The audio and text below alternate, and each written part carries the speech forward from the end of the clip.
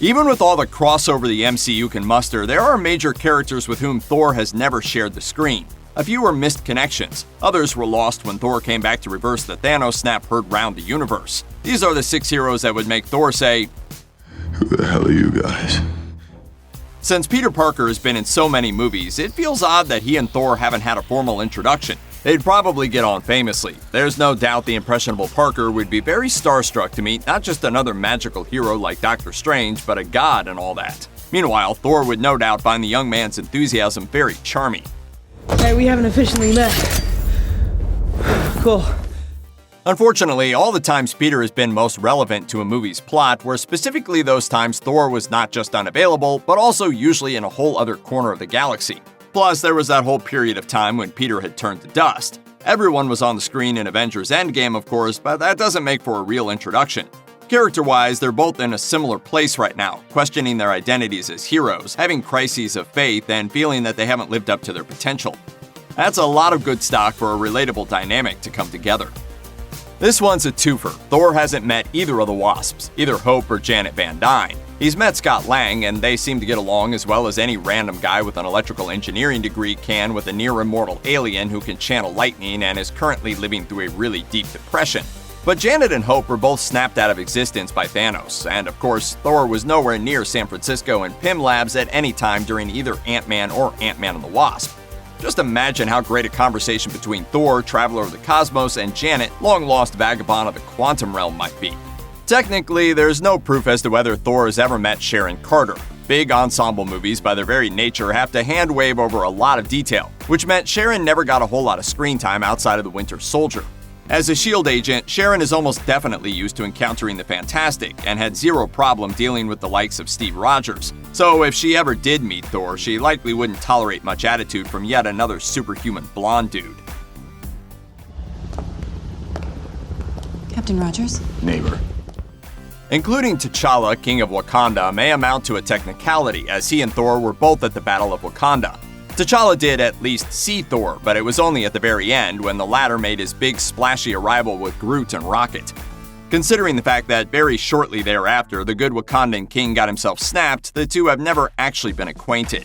It's kind of a shame that they haven't met, honestly. They have a lot in common. Both their fathers died, both have had to fight for their place in the world, and both have to reconcile the fathers they loved with terrible legacies about which they were never previously told. The powers that they were given were at first taken for granted, but then they had to be re-earned through suffering. T'Challa has done well bearing that emotional burden, so Thor could really use a friend like him post-Endgame. Yondu has been dead a while, so obviously Thor would never get an opportunity to meet him. That might not feel all that relevant, but consider how important the Guardians, especially Rocket, have become to Thor. Rocket personally dealt with his own grief when Yondu died, and that was a critical step in his journey towards learning to express empathy. If Rocket hadn't experienced that as part of Guardians of the Galaxy Volume 2, he wouldn't have been nearly as well equipped to help Thor in the way that he did throughout both Infinity War and Endgame.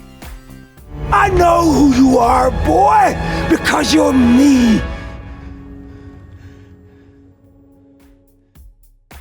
Considering all this, it's a shame that Thor will never have the opportunity to meet someone that has provided so much context to the Guardians' lives. Both Bucky and Thor fought in the big battle of Endgame, at the Battle of Wakanda, and they also attended Tony's funeral. That said, they've never exchanged dialogue, and given the friendship-shattering effect Bucky had on the Avengers dynamic in Thor's absence, who knows what the God of Thunder would think. As it stands, there's no on-screen confirmation that Thor even knows who Bucky is. All Bruce Banner ever told him in Thor Ragnarok was that the Avengers fell apart, not why. You know, the whole Bucky killed Tony's parents thing. Until recently, he had absolutely no one to rely on. He's a man completely out of time and place, and is only just starting to readjust. She's gotta be 100 years old right now. So are we, pal. Meanwhile, most of Thor's closest friends are dead, and he's feeling a lot of guilt over his actions, leading to a lot of death he never intended. That's an unexpected common thread between them, and would be an interesting dynamic to explore should their narrative threads ever truly cross. Wait, Gamora? But Thor met her in Infinity War, right? She thirsted over his muscles. It's like his muscles are made of Katati metal fibers. Stop massaging his muscles. All true. Thor met a Gamora, one who no longer exists in the MCU.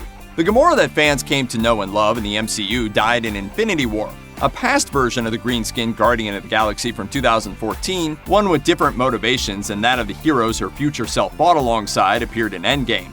A huge chunk of Peter Quill's emotional struggle in Endgame is coming to the understanding that the woman who unknowingly got a second life in a new timeline isn't the same woman he fell in love with. I thought I lost you.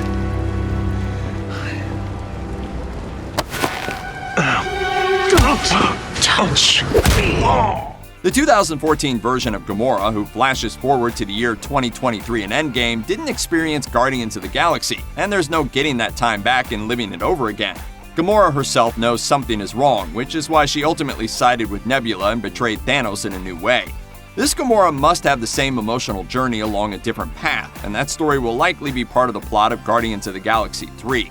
She took off on her own, and the rest of the team is determined to find her and bring her back into the family where she belongs. She just doesn't know it yet. Check out one of our newest videos right here. Plus, even more Looper videos about your favorite superheroes are coming soon. Subscribe to our YouTube channel and hit the bell so you don't miss a single one.